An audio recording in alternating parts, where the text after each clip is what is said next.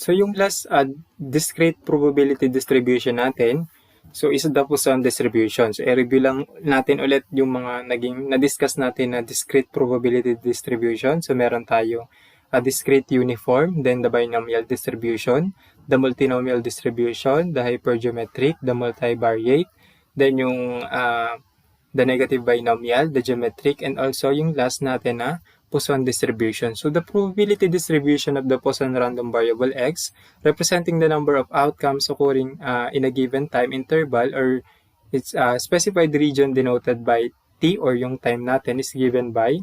So ito yung ating formula, e raised to the lambda t times lambda t raised to x over x factorial, where x is equal to 0 up to n item. So where lambda is the average number of outcome per unit time or region, and e is constant na 2.71828 yung nasa calculator. So yun yung ating lambda and value ng e. So for example, the average number of oil tankers arriving each day at a certain port city is known to be 10. So the facilities at the port can handle at most 15 tankers per day. So what is the probability that on a given day, tankers will have to sent away? So pwede kayong gumamit ng formula, pero ang ituturo ko ay using table, yung ating Poisson distribution table. So in this example, ano daw yung probability that on a given day, tankers will have to sent away. So, sabi, yung facilities at port can handle at most 15 tankers. Pag sinabi natin at most 15 tankers, so, pinaka malaki na yung 15. So, ibig sabihin, yun lang yung kaya hanggang 15. So, ano daw yung probability na tankers will have to sent away? So, ibig sabihin ang hinahanap natin is the probability that x is greater than 15. So, ano ba yung formula natin kapag greater than n? So, yung na-derive natin ng mga last topic, ang formula niya is 1 minus the probability ng x is less than or equal to n or yung 15. So, check lang natin sa table. So, ang ating lambda or yung average tankers per day is 10.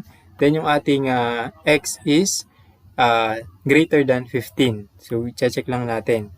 So, nasa ebook na sinend ko sa inyo yung table natin or statistical table, page 734. So, ito yung ating lambda. Ito, nasa taas, lambda, meron tayong 10. Then, check lang natin, ano ba yung value ng 15? Ang value natin is 0.9513. So, kapag tankers will have to sent away or probability that x is greater than 15, ang formula natin ay 1 minus the probability na x is less than or equal to 15. So, yung nasa table natin ay cumulative value pa din. Kaya ang ating magiging answer is 1 minus 0.9513. So, ano ba yung 1 minus 0.9513? So, 0.0487. So, yun yung percentage or probability that tankers will have to sent away or 4.87%. So, yun yung answer natin for example number 1. Then, example number 2, on the average, an intersection in Espanya result in 3 traffic accidents per month. What is the probability that for any given month at this intersection, less than 3 accidents will occur, exactly 5 accidents will occur, and at least 2 accidents will occur? So, dun muna tayo sa less than 3 accidents. So, ano ba yung ating formula or na-derive na formula kapag less than 3 accidents? So, by the way, yung ating lambda is 3 traffic accident per month. So, for letter A, so less than 3 accident will occur, yung formula natin ay the probability that x is less than or equal to n minus 1. So, kung less than 3, magiging 3 minus 1 is 2. So, ang hahanapin natin ay yung probability na x is less than or equal to 2. I-check natin sa table yung value ng 2, then yun na yung probability natin ng less than 3 accident. So, ang ating lambda ay 3 traffic accident. So, i-check natin sa table. Ito yung ating 3 na lambda. Then, ano ba yung value ng 2?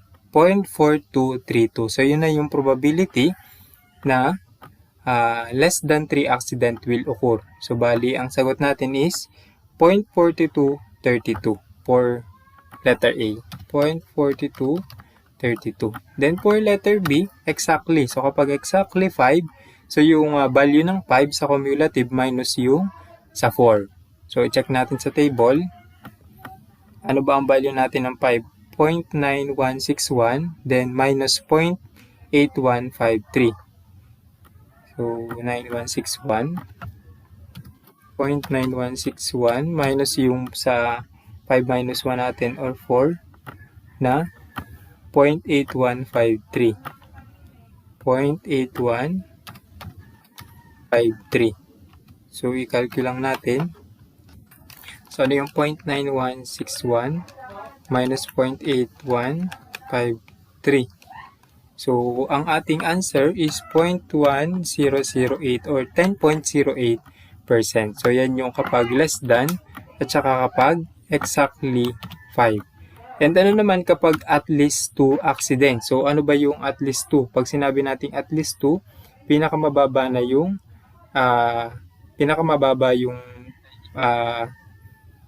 2. So, greater than or equal to 2.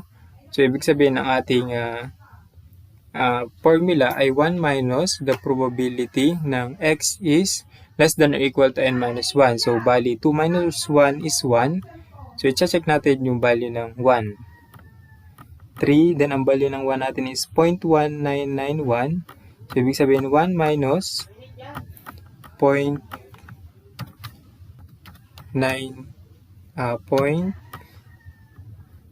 minus 0.1991. Answer natin is 0.8009 or 80.09%. So, yan yung kapag at least 2 accident will occur. So, yan yung ating mga answer for example number 2. Then, proceed tayo sa example number 3. So, a secretary makes 2 errors per page on average. Then, what is the probability that on the next page, she will make 4 or more errors? Then, she will make no mistake. So, yung ating lambda is 2 error per page. So, ano daw yung probability that she will make 4 or more errors?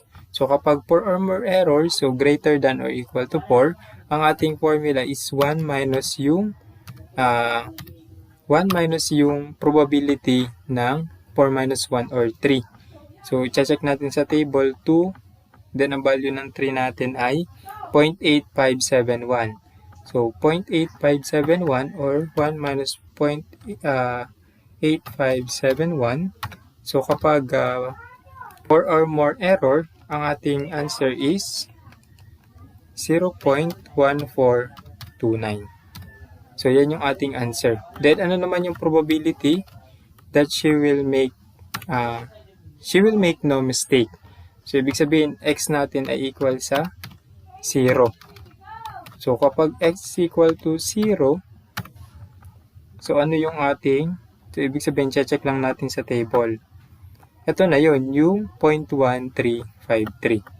So, yun yung ating answer for 0.1353 or 13.53%. So, yun yung ating answer for probability that she will make no mistake. So, yun yung mga example ng ating Poisson distribution. So, yun yung mga 8 discrete probability distribution natin. So, madali naman siyang itandaan basta alam natin yung formula na ating gagamitin.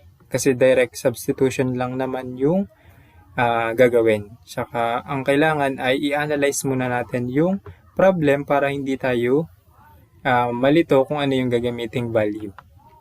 So, yun lang.